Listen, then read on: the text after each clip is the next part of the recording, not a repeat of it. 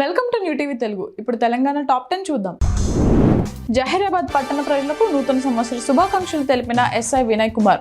వేడుకల పేరుతో ప్రజాశాంతికి ఎలాంటి ఇబ్బందులు కలిగించరాదని, బహిరంగ ప్రదేశాల్లో మద్యం సేవించడం నేరమని, అలాంటి వారిపై కఠిన చర్యలు తప్పవని ఆయన విడుదల చేసిన పత్రికా ప్రకటనలో సూచించారు.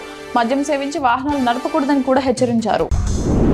సిర్గాపూర్ మండలంలోని 8వ వార్డులో ప్రజలు తాగునీటి ట్యాంక్ వద్ద మురుగునీటితో ఇబ్బంది పడుతుండగా వార్డు మెంబర్ రాజాగౌడ్ స్వయంగా రంగంలోకి దిగి డ్రైనేజీ సమస్యను పరిష్కరించారు.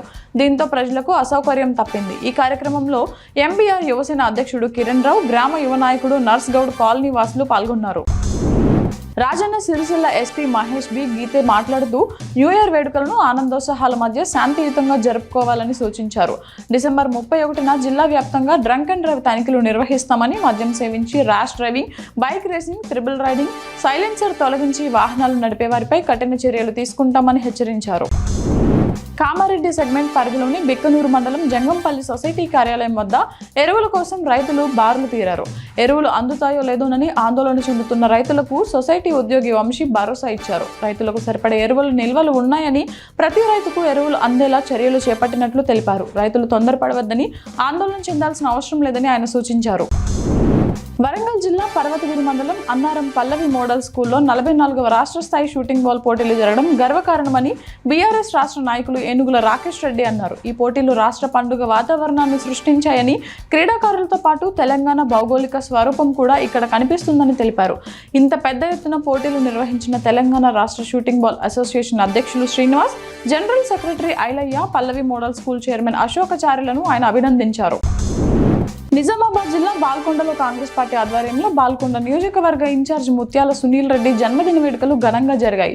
బాల్కొండ మండల కాంగ్రెస్ పార్టీ అధ్యక్షుడు గున్నాల వెంకటేష్ గౌడ్ ఆధ్వర్యంలో జరిగిన ఈ కార్యక్రమంలో సీనియర్ నాయకులు, కార్యకర్తలు పాల్గొన్నారు. కేక్ కట్ చేసి ఆనందం పంచుకున్నారు. అనంతరం మహంతి ఆశ్రమాన్ని సందర్శించి అక్కడ చిన్నారులకు బిస్కెట్లు, పండ్లు పంపిణీ చేశారు. కర్నూలు జిల్లా 4వ టౌన్ సిఐ విక్రమ్ సింహ ప్రజలను అప్రమత్తం చేస్తూ ఒక సెల్ఫీ వీడియో సందేశం ఇచ్చారు. డిజిటల్ అరెస్టులు అనేవి లేవని, అలాంటి వాటికి ఎవరు భయపడాల్సిన అవసరం లేదని ఆయన తెలిపారు. ఏదైనా అనుమానాస్పద ఫోన్ కాల్ లేదా మెసేజ్ వస్తే వెంటనే 112కు కాల్ చేసి తెలియజేయాలని, లేదా నేరుగా పోలీసులను సంప్రదించాలని సూచించారు. నిజామాబాద్ జిల్లాకు నూతన కలెక్టర్ బదిలీపై వచ్చిన త్రిపాఠి బాధ్యతలు స్వీకరించారు. బాధ్యతలు స్వీకరించిన అనంతరం అధికారుల బృందం ఆయనకు శుభాకాంక్షలు తెలియజేసింది.